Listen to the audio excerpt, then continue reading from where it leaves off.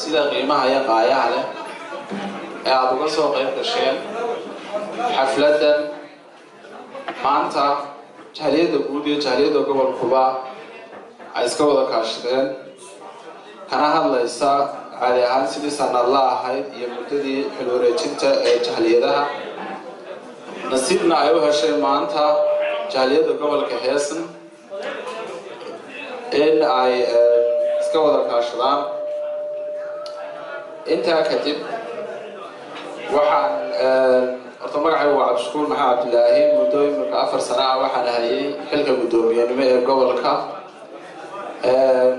waxaan waxyar idinka taabanayaa jaaliyaddu intii aan hayay iyo meeshay say ugu soo gashay waxyaabihii uu qabsoomay iyo waxyaabaha uu qorshaysan inay u qabsoonto guddida aan ku wareejin doono iyo guddoomiyaha ku wareejin doono iyo jaaliyadda gudba iska kaashan doonaan kuna sii shaqayn doonaan intaa kadib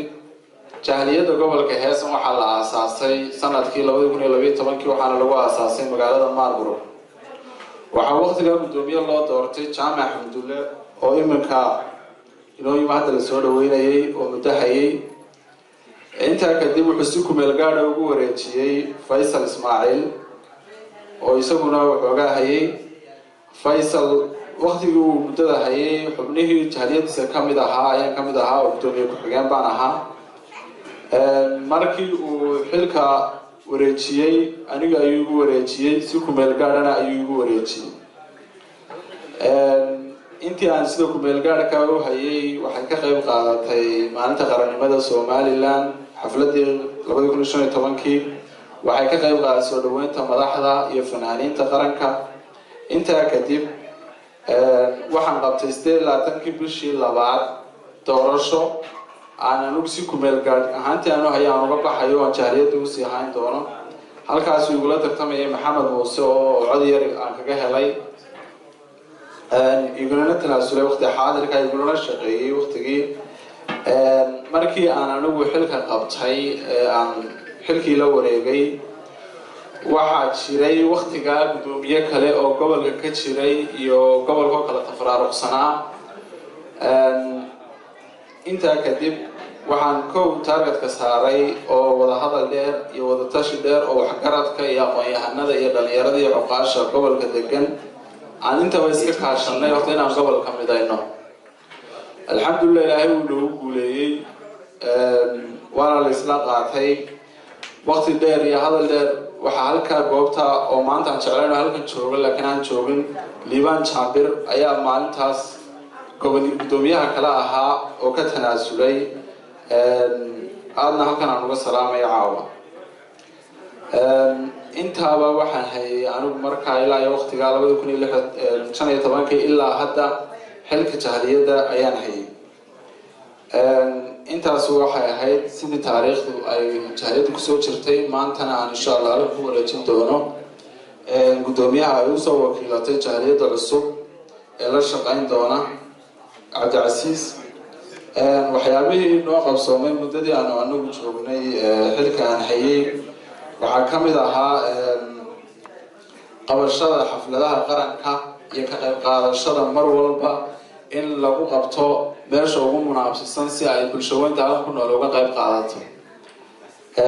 intaa kadib waxaa ku xigtay soo dhaweynta madaxda kuwa wadankii inooga yimaadiyo kuwa wadanka nala degan ee gobolada kale inooga yimaadaba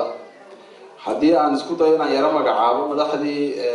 ka qayb qaadatay soo dhaweynta jaaliyadda gobolka ka qayb qaadatay waxaa kamid ahaa Faysal Cali Waraabe Sacad Cali Shire wasiirkii hore xanaanada xoolaha Cabdilaahi Maxamed Cakuuse xildhibaan Maxamed Xirsi Obama maayarka caasimadda Hargeysa Cabdiraxmaan Saltelko waxaa kamid ahaa oo kale haddana Faysal Cali Waraabe Professor Cali Khaliif Galayd waxaa kamid ahaa oo kale wakiilka u fadhiya dalka Jarmalka ee Soomaaliland soo wakiilatay Cabdifataax Cismaan iyo wasiir ku-xigeenka wasaaradda arrimaha dibadda wasiirka wasaaradda ku-xigeenka arrimaha dibadda oo la yiraahdo Liibaan Yuusuf Cismaan oo nagala qayb qaatay sanadkii u dambeeyay 2017 xafladda qarannimada Somaliland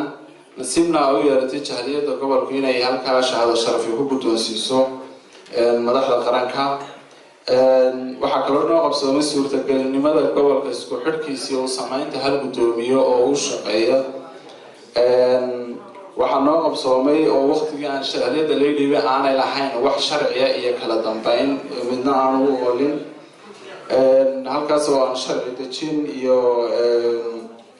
jahaliyadda qodobada sharcigeeda aan soo qornay oo aan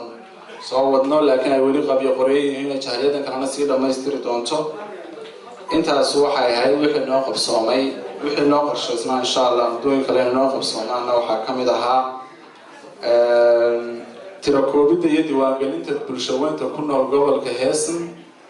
in la diiwaangeliyo. waxaa kaloo noo qorshaysnaa dhammaystirka sharciga jahaliyadda ee gobolka. waxaa kaloo noo qorshaysnaa inaanu waddankan aanu joognay weliba gobolkan joognaa ka diiwaangelino jahaliyadda oo si official ah si ay uga shaqayso oo uga diiwaangashanaato. waxaa noo qorshaysnaa iyaduna bilaabista isdhexgalka bulshada dhalinyarada hadday laanta sportska tahay oo aanu samayno naadi ku ciyaara qaranka Somaliland oo matala gobolkan Heesan. waxaa noo qorshaysnaa oo kale waxyaabaha hidiya dhaqanka inaanu koox samayno soo bandhigta ee Somaliland leedahay. waxaa noo qorshaysnaa oo kale saami qaybsiga ay waddanka ugu bixiyo siyaabaha uu gaarsiiyo wadamada kale inaanu iyadana marka jahaliyadda la sharciyeysaano qaybteeda ka qaadano. intaas waxay iyaduna intii noo qorshaysnayd. intaa kadib waxaan horta marka koowaad aada ugu mahad celinayaa muddooyinkii ay jahaliyaddan jirtay inay la soo shaqaysay jahaliyadda guud, ururada ka jira waddanka, dhammaan waxgaradka iyo aqoon-yahanada ay waddanku gobolkan jooga khaasatan inay si karaamiyo sharafla mar walba uga soo shaqaysay. waxaa kale aan halkan uga mahad celinayaa dhammaan xubnihii jahaliyadda ka mid ahaa, haddii kuwii waqtigii kumeelgaadhka iyo waqtigii dhammaan soorsinaba ka mid ahaa ee nala soo shaqeeyay muddooyinkaas. aad baan iyagana uga mahad celinayaa. intaa kadib waxaan maanta halkan aan isagana uga mahad celinayaa Mustafa Muumin oo isaguna maanta xilkii muddada soo hayay guddoomiyenimo ku wareejin doona sidii sharciga ahayd uu hayay si la mid ah. dimuqraadiyaddu waxay ku tusaysaa iyo siyaasad bisaylku waxay ku tusaysaa marka waddan iyo jacaylku jirto inaanay jirin waxyaabo qabaa'ila ama waxyaabo la xidhiidha oo maanta ay tusaale idin tahay.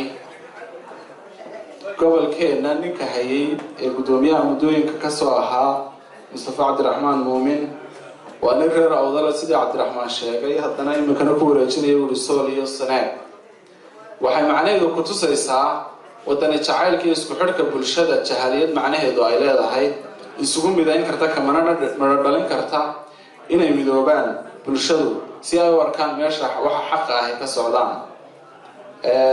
waxaan igula dardaarmayaa intiina halkan joogtay inta ka maqanba maanta inaad labada jahaliyadood hadday mid gobol tahay mid guud tahayba inaad la shaqaysaan oo si aad maanta u soo sharafteen aad u timaadeen goobtaas inaad idinkuna insha allah aad ula sii shaqaysaan. markasta idin baahdana aad garab siisaan, markastoo wax laydinka baahdana laydinka helo.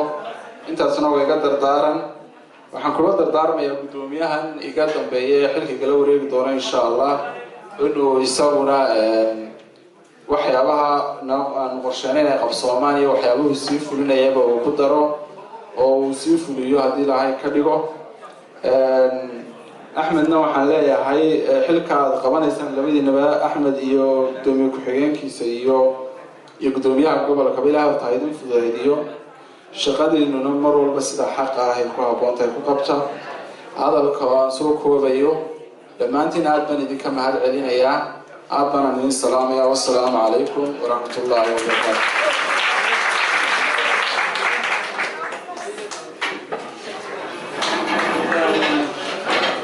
mahadsan yahay gudoomiyuhu. hadda waxaa soo galay guddoomiyaha ururka Soolida Xamse Cabdiraxmaan. halkan waxaan uga yeeri doonaa ambassadorka amba wakiilka Soonyo ee Jarmalka ambassador Jaamac Geeri kusoo dhawow.